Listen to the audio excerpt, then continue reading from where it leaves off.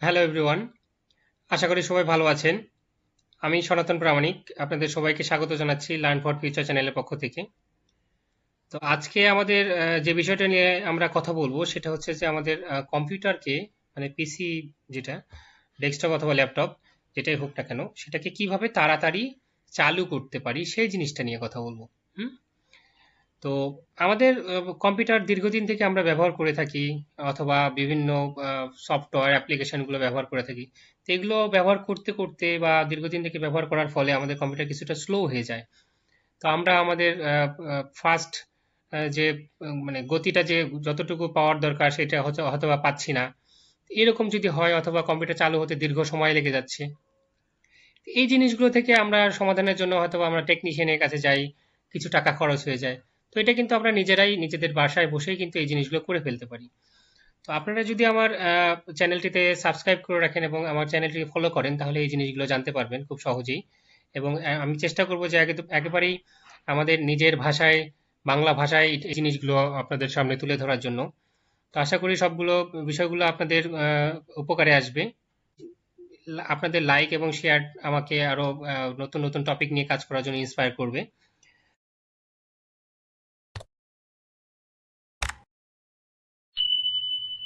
Subscribe বাটনের পাশেই যে বেল বাটনটি আছে সেখানে ক্লিক করে রাখলে আমার নতুন ভিডিওগুলি আসার সাথে সাথে বা আমি আপলোড করার সাথে সাথে আপনারা নোটিফিকেশন পাবেন।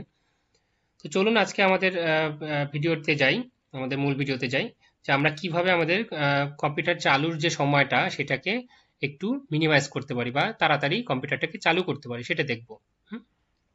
তো যেটা বলছিলাম যে অনেক ক্ষেত্রে অনেক সফটওয়্যার ইনস্টল করা হয়ে থাকে, সফটওয়্যারে কিছু ইনবিল্ট ফিচার থাকে যে তারা ইনস্টল হওয়ার সময় আপনাদের অজান্তেই অথবা আপনারা জেনে শুনেই আপনারা স্টার্ট অ্যাপে সেটাকে চালু করবেন কিনা এই জিনিসটাতে ক্লিক করে ওকে করে করে ফেলেন। তো যার ফলে কি হয়, উইন্ডোজ চালু হওয়ার বা কম্পিউটার চালু হওয়ার সাথে সাথে সেই প্রোগ্রামগুলোও চালু হয়। তো এতে করে কম্পিউটার চালু হতে অনেক সময় লেগে যায়। তো সেটাকে আমরা বন্ধ করব। তো বন্ধ করতেও গেলে আমাদেরকে যেতে হবে যেটা প্রথমে টাস্ক ম্যানেজারে। কম্পিউটারে আমাদের কম্পিউটারের একটা সেটিংস অপশন আছে, সেটা হচ্ছে টাস্ক ম্যানেজার। সেই টাস্ক ম্যানেজারে গিয়ে সেখান থেকে আমরা বন্ধ করব। তো কিভাবে টাস্ক ম্যানেজারে যাব? টাস্ক ম্যানেজারে যাওয়ার জন্য আমাদের কয়েকটা ওয়ে আছে আর কি। এর জন্য আমরা যেটা করতে পারি যে আমাদের কিবোর্ডের উইন্ডোজ কি আছে একটা, উইন্ডোজ কি বলতে একদম বামের দিকে কন্ট্রোল ফাংশনের পরে উইন্ডোজ কি এরকম একটা অপশন আছে। বা আপনি যদি ডান দিক থেকে যান, যে স্পেস বারের পাশে অলটা কি আছে দেখবেন বাম দিকে, তার পাশে একটা উইন্ডোজ, মানে এই যে আপনি দেখেন এখানে একটা স্টার্ট মেনু আছে না, স্টার্ট মেনুর মতোই এরকমই আর কি একটা উইন্ডোজের কি আছে। এই উইন্ডোজ কি প্লাস আপনি যদি এক্স চাপেন তাহলে এরকম একটা উইন্ডো ওপেন হবে। এই উইন্ডো থেকে আপনি দেখবেন যে এখানে একটা টাস্ক ম্যানেজার নামে অপশন আছে, দেখেন টাস্ক ম্যানেজার। আমি এখানে ক্লিক করলে কিন্তু টাস্ক ম্যানেজার চালু হয়ে যাবে। দেখেন, ক্লিক করেছি, টাস্ক ম্যানেজার চালু হয়ে গেছে। হুম। তো এরকম ভাবে আরেকটা ভাবে করা যায়, সেটা হচ্ছে আমাদের কন্ট্রোল প্লাস অল্ট্রা প্লাস ডিলিট। কিবোর্ডের এই তিনটা ফাংশন যদি একসাথে আপনি চাপেন, এরকম ভাবে একটা অপশন আসবে। এই অপশন থেকে কিন্তু আপনি টাস্ক ম্যানেজারটা চালু করতে পারবেন। দেখেন এখানে টাস্ক ম্যানেজারে ক্লিক করলে একই রকম ভাবে টাস্ক ম্যানেজার চালু হয়ে যাবে। তো টাস্ক ম্যানেজার চালু হওয়ার পরে যে কাজটি আমাদের করতে হবে সেটা হচ্ছে এই যে এখানে কয়েকটা ট্যাব আছে দেখেন, প্রসেস, পারফরমেন্স, অ্যাপ হিস্টোরি। তো পাশেই স্টার্ট আপ নামে একটা অপশন আছে। তো আমাদেরকে এই স্টার্ট আপে যেতে হবে।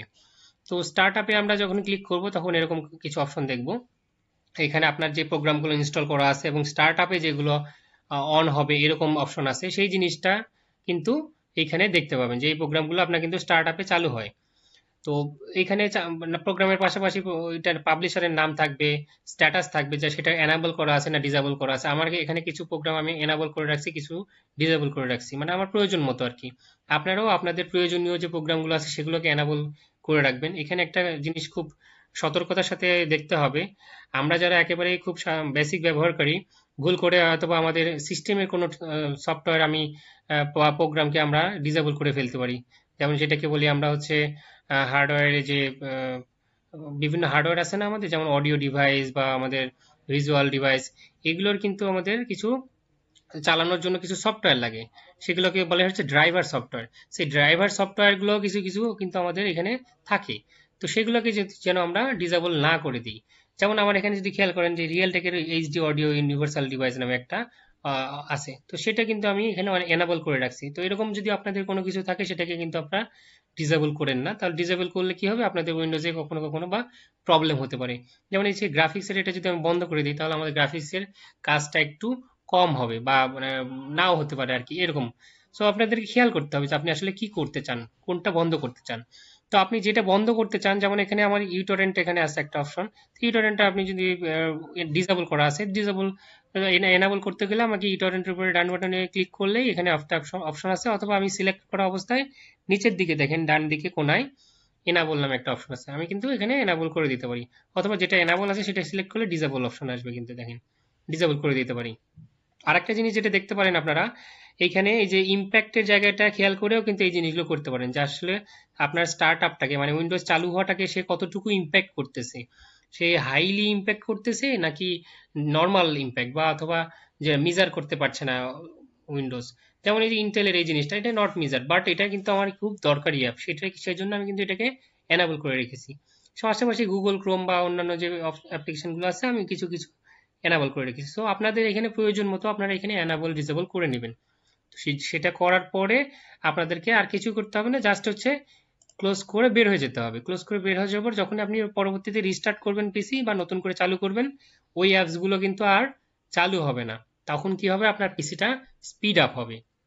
তো এইভাবেই কিন্তু আমরা আমাদের কম্পিউটার চালুর সময়টাকে খুব মানে দীর্ঘ সময়টাকে আর কি আর একটু কমায় নিয়ে আসতে পারি, বা আমাদের কম্পিউটারটাকে খুব তাড়াতাড়ি চালু করতে পারি।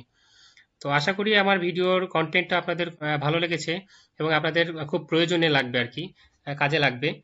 তো যদি পছন্দ হয়ে থাকে আমার ভিডিওটা, তাহলে অবশ্যই আমাকে লাইক দিয়ে শেয়ার দিয়ে ইন্সপায়ার করবেন, এবং আমার ইউটিউব চ্যানেলটিতে সাবস্ক্রাইব করার জন্য আপনাদের প্রতি আমার অনুরোধ থাকলো।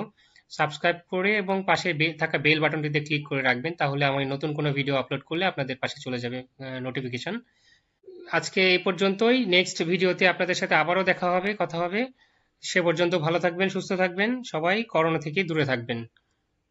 ধন্যবাদ সবাইকে।